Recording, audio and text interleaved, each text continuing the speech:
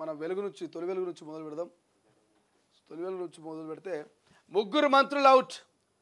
మంత్రులు ఎమ్మెల్యేల పనితీరుపై సీఎం రేవంత్ సర్వే. 28 మంది ఎమ్మెల్యేలతో పాటు ముగ్గురు మంత్రులపై వ్యతిరేకత. ముగ్గురు మంత్రులను కేబినెట్ నుంచి తప్పించాలంటూ నిర్ణయం. కొండ, జూపల్లి, తుమ్మలపై వేటు పడే అవకాశం.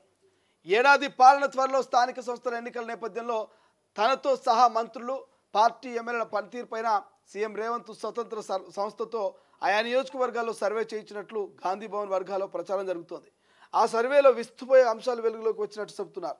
మొత్తం 65 మంది ఎమ్మెల్యేలో 28 మంది వరకు నియోజకవర్గానికి సమయం కేటాయించలేదంటూ సర్వేలో తేలినట్టుగా ప్రచారం జరుగుతోంది.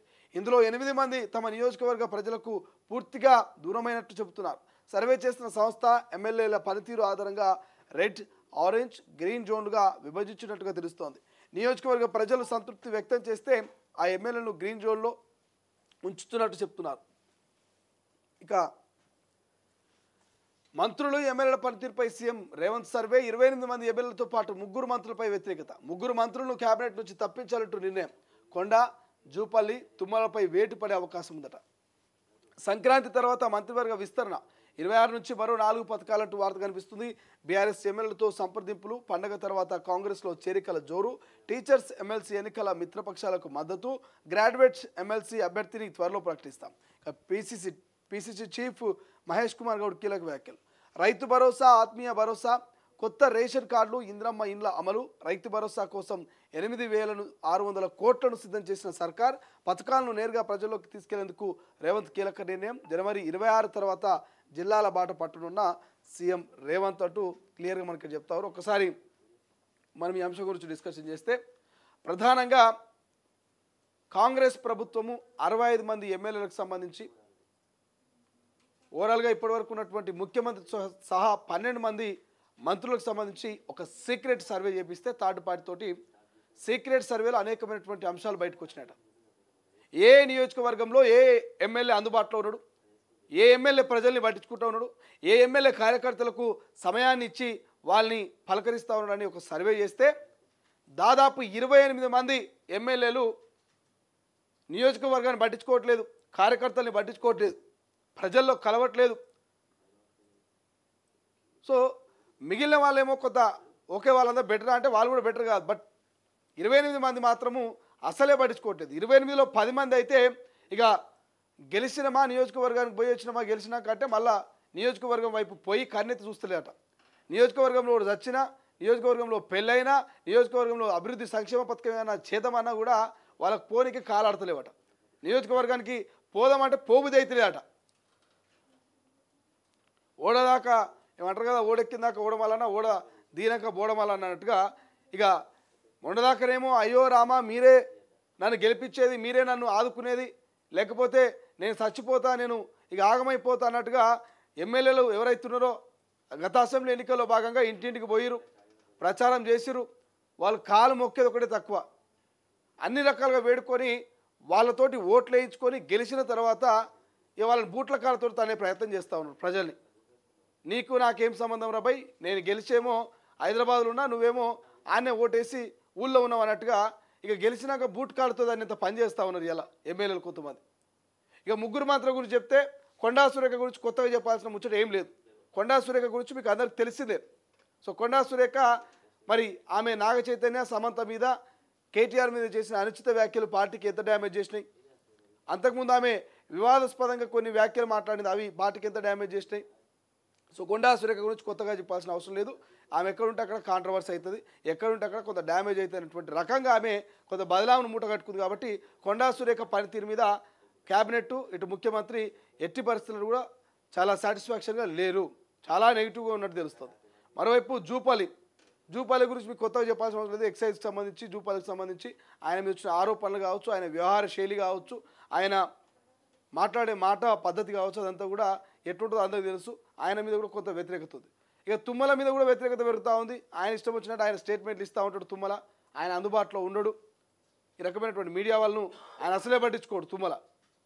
సో ఈ రకంగా చెప్పుకుంటూ పోతే ముగ్గురు మంత్రులకు సంబంధించి కొంత ఎఫెక్ట్ కనబడతా ఉంది. ముగ్గురు మంత్రుల మీద చాలా ప్రభావం ఉన్నట్టు తెలుస్తూ ఉంది.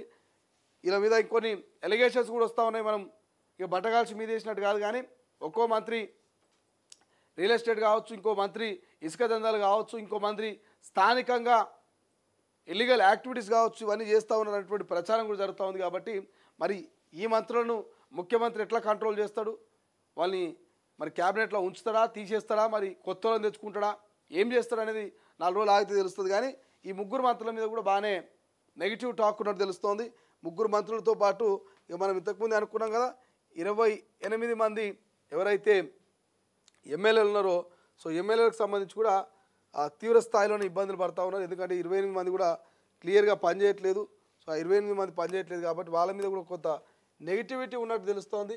ఆ నెగిటివిటీని ఎట్లా చేసి ఖచ్చితంగా ఆ నెగిటివిటీని ఎట్లా చేసి కనబడతా ఉంది కదా ఇక్కడ మనకు. ఒక్కసారి ఈ 28 మంది ఎవరైతే 28 మంది ఎమ్మెల్యేలు ఉన్నారో, మొత్తం 65 మంది ఎమ్మెల్యేల్లో 28 మంది వారు కూడా నియోజకవర్గాన్ని సమయమే ఇస్తలేరట, ఈ నియోజకవర్గానికి సమయం కేటాయిస్తలేరట. సో ఆ 28 మంది లెక్కేంది, వాళ్ళ కథ ఏంది, వాళ్ళ కార్యక్రమం ఏంది ఒకసారి మనం చూసే ప్రయత్నం చేస్తే వీళ్ళందరూ కూడా అందులో కొత్త వాళ్ళందరూ కూడా ఒక 10-15 మంది ఉంటారు. కొత్తగా ఎన్నికైన వాళ్ళు ఒక 10-15 మంది ఉంటారు. ఈ కొత్తగా ఎన్నికైన వాళ్ళు కూడా కొంతమంది నియోజకవర్గానికి పోతలేరట, ప్రజల్ని పట్టించుకోవట్లేదట. సో మరి వీళ్ళ మీద కూడా యాక్షన్ తీసుకుంటా అంటే ముఖ్యమంత్రి వాళ్ళ మీద కూడా నజరేసే అవకాశం కనిపిస్తుంది. ప్రధానంగా ఈ నెల 26న రైతు భరోసా కావచ్చు, ఇందిరమ్మ ఇల్లు కావచ్చు, రేషన్ కార్డులు, రైతన్న కూలీలకి 12,000 ఆర్థిక సాయం కావచ్చు, ఇవన్నీ పథకాల శ్రీకారం ఉంది. కాబట్టి ఎంతవరకు ఎమ్మెల్యేలు మంత్రులు ఆ అభివృద్ధి పథకాన్ని ప్రజలకు తీసుకుపోతారు, సో ఎంతవరకు స్థానికంగా ఉన్నటువంటి జెడ్పీటీసీ, ఎంపీటీసీ, సర్పంచ్ ఎన్నికల్లో వీళ్ళు రిజల్ట్ని తీసుకురాగలుగుతారు.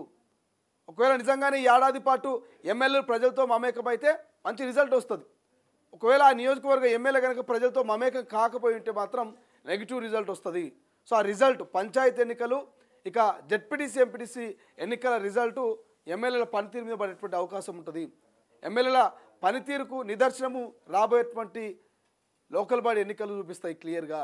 సో ఇవన్నీ కూడా ప్రజలకు తీసుకుపోయే ప్రయత్నం చేస్తూ ఉన్నారు. సంక్రాంతి తర్వాత మంత్రివర్గ విస్తరణ కూడా ఉందని చెప్తా ఉన్నారు. ఎందుకంటే ఇప్పటికే చాలా లేట్ అయింది మంత్రివర్గ విస్తరణ. ఏడాదిన్నర పూర్తి కాబోతా ఉంది. ఏడాదిన్నరలో అడుగుపెట్టింది కాంగ్రెస్ ప్రభుత్వం. ఇప్పటికి ఇంకా 6 మందికి అవకాశం ఉంది. 6 మందిని ఖచ్చితంగా మంత్రివర్గంలోకి తీసుకొని మరింత మెరుగ్గా పరిపాలన అందించేందుకు రేవంత్ సర్కార్ సిద్ధమవుతా ఉంది. కాబట్టి సో ఒక సొంత కాంగ్రెస్ పార్టీ మీద, తన ఎమ్మెల్యేల మీద ఈ రకంగా థర్డ్ పార్టీ సర్వే చేయించి నిజంగా ఈ రకంగా వ్యవహరిస్తూ ఉన్నాడు రేవంత్. అంటే రేవంత్ రెడ్డి విజన్ చూస్తూ ఉంటే నిజంగా చాలా ధైర్యంగా ముందుకు పోతున్న అనిపిస్తుంది. ఎందుకంటే కేవలం 5 ఏళ్ల కోసమే అధికారంలోకి వచ్చినట్టు అనిపించలేదు రేవంత్ రెడ్డి. ఖచ్చితంగా ఒక 10-15 ఏళ్ళు తెలంగాణలో అధికారంలో ఉండాలి కాంగ్రెస్ పార్టీ అనేటువంటి విజన్ తోటి అధికారంలోకి వచ్చినట్టు అనిపిస్తుంది. లేకపోతే ఎవరింత పూర్తి సాహసం చేస్తారు? సొంత ఎమ్మెల్యేల మీద, మంత్రుల మీద థర్డ్ పార్టీతో సర్వే చేయించి, ముఖ్యమంత్రి మీద కూడా సర్వే చేయించుకున్నటువంటి దమ్ము, ధైర్యము ఏ నాయకుడికి ఉంటుందబ్బా? సో చాలా విజన్ తోటి వచ్చినట్టు అనిపిస్తూ ఉంది. చూద్దాం మన విజన్ ఎక్కడ దాకా పోతుంది, ఏం జరుగుతుంది అనేది.